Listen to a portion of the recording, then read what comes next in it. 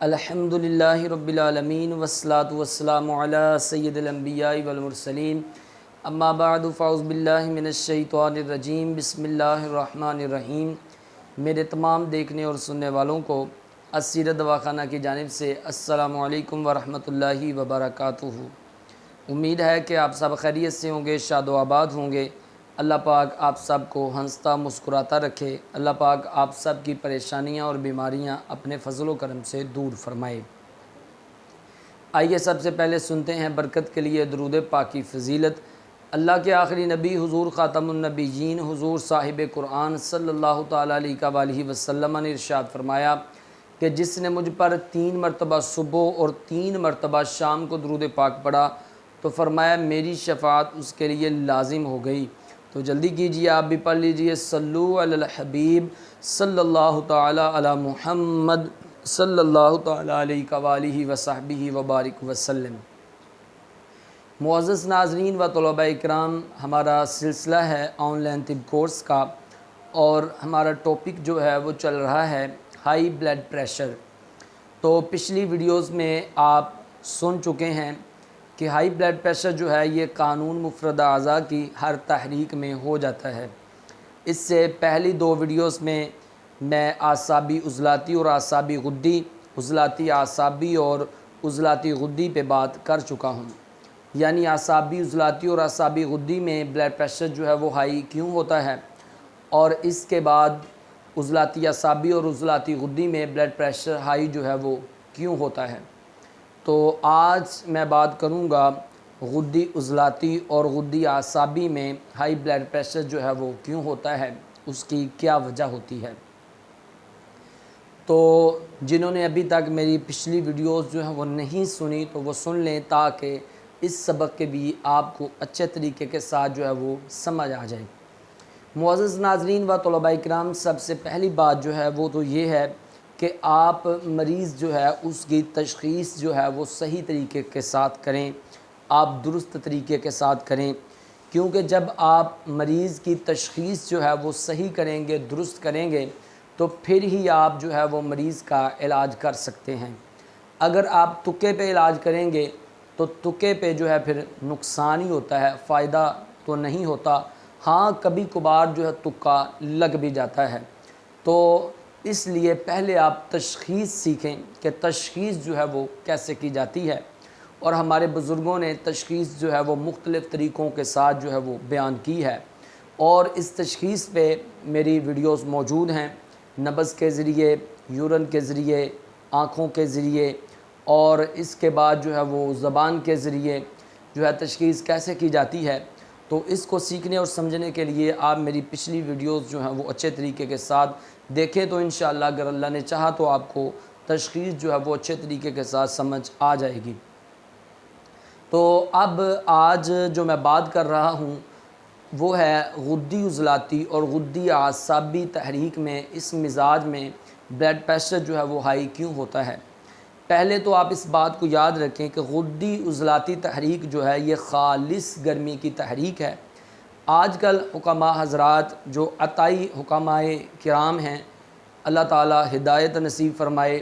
کہ وہ مزاج شناس نہیں ہوتے، ان کو نبض کی سمجھ بوجھ نہیں ہوتی، اور ان کا نبض کے ساتھ دور تک جو ہے وہ پالا ہی نہیں پڑا ہوتا، بلکہ پنسار سٹور پہ جب ادویات لینے کے لیے جاتے ہیں، اگر ان سے پوچھا جائے کہ یہ دوا جو آپ لے رہے ہیں، یہ چیزیں جو آپ لے رہے ہیں، ان کا کیا فائدہ ہے، تو وہ جواب ہی نہیں دے پاتے۔ اور انہیں اگر پوچھ لیا جائے کہ اس جڑی بوٹی کا جو آپ خرید رہے ہیں اس کا مزاج کیا ہے، تو وہ بتا ہی نہیں پاتے۔ یعنی ایسا جو ہے وہ معاشرے میں ہو رہا ہے۔ تو سب سے پہلی بات تو یہ ہے کہ ایسے لوگوں سے معزز ناظرین آپ بچیں، اور میرے جو طلباء اکرام جو مجھے سن رہے ہیں اور جو حکماء حضرات اس کو سن رہے ہیں، خدا را کسی کے ساتھ آپ دھوکہ نہ کریں۔ آپ جو مریض آپ کے پاس آیا ہے وہ بڑے اعتماد کے ساتھ آتا ہے، باقی آپ درست دوا دیتے ہیں، اب شفا نہیں ملتی تو یہ شفا دینا، اللہ پاک قرآن کریم میں فرماتا ہے وَإِذَا مَرِضْتُ فَهُوَ يَشْفِينِ، یہ اللہ تبارک و تعالیٰ کا کام ہے کہ وہ شفا دے یا نہ دے، ٹھیک ہے۔ لیکن آپ اپنی طرف سے جو ہے وہ اچھے طریقے کے ساتھ تسلی کر لیں کہ میں نے مریض کا مزاج جو ہے وہ ہر لحاظ کے ساتھ میں نے صحیح طریقے کے ساتھ جو ہے وہ دیکھ لیا ہے۔ آپ کے پاس مریض آتا ہے تو آپ اس کی نبض دیکھیں،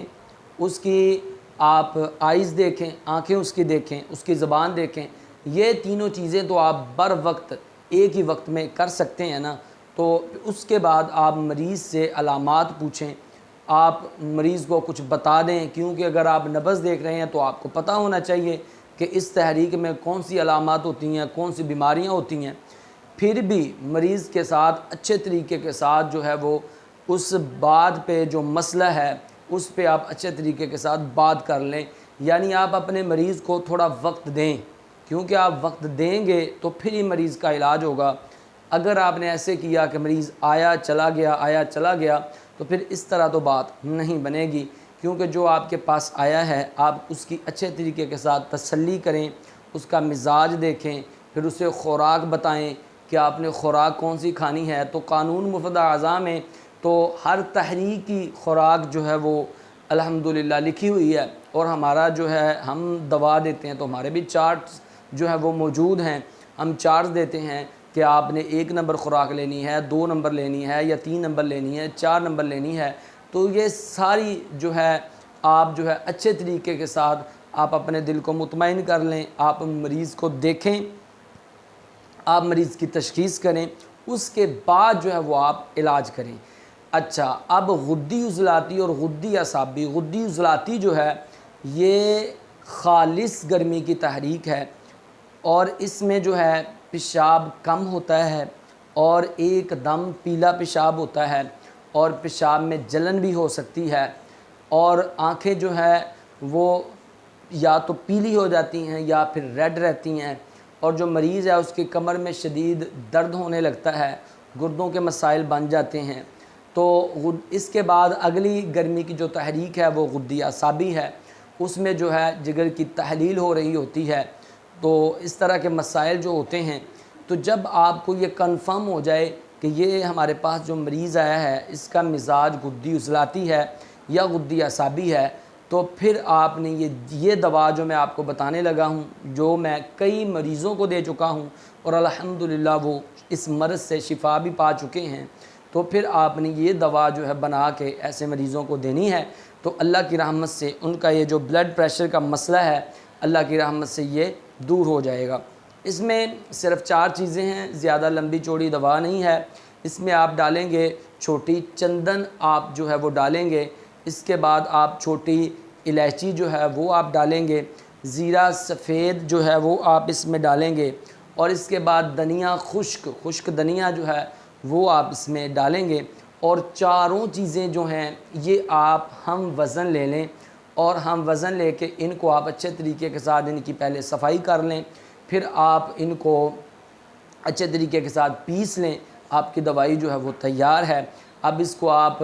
اگر آپ نے مرد کو دینی ہے تو آپ 1000 mg کا کیپسول دیں گے، اگر آپ نے وومین عورت کو دینی ہے تو پھر آپ اس کو جو ہے 500 mg کا کیپسول جو ہے وہ دیں گے۔ صبح دوپہر شام پانی کے ساتھ آپ دیں تو انشاءاللہ تعالی یہ ہائی بلڈ پریشر کا مسئلہ جو ہے وہ اللہ کے کرم سے ٹھیک ہو جائے گا۔ معزز ناظرین و طلباء کرام، الحمدللہ اللہ کے فضل سے اور اس کے احسان سے ہمارا ہائی بلڈ پریشر پہ جو ہمارا لیکچر تھا وہ آج کمپلیٹ ہو چکا۔ اس کے تیسرا پارٹ جو ہے آج کا ہے، پہلا پارٹ بھی اس پہ موجود ہے، دوسرا بھی ہے، تیسرا بھی ہے، علیحدہ علیحدہ اس لیے بات کی گئی تاکہ آپ کو اچھے طریقے کے ساتھ جو ہے وہ سمجھ آ جائے۔ امید ہے کہ آپ کو آج کی بات جو ہے وہ بھی اچھے طریقے کے ساتھ سمجھ آ چکی ہوگی۔ اگر کسی کو کسی بات کی سمجھ نہ آئے تو آپ کمنٹ سیشن میں مجھ سے سوالات کر سکتے ہیں، آپ جو ہے واٹس ایپ پہ مجھ سے جو ہے وہ رابطہ کر سکتے ہیں۔ اپنا بہت سارا خیال رکھیے گا، اپنی دعاؤں میں یاد رکھیے گا۔ انشاءاللہ عز و جل پھر ملیں گے ایک بہت ہی پیاری ویڈیو میں اپنے نیکسٹ لیکچر کے ساتھ۔ تب تک کے لیے میں آپ سے اجازت چاہتا ہوں۔ اللہ حافظ۔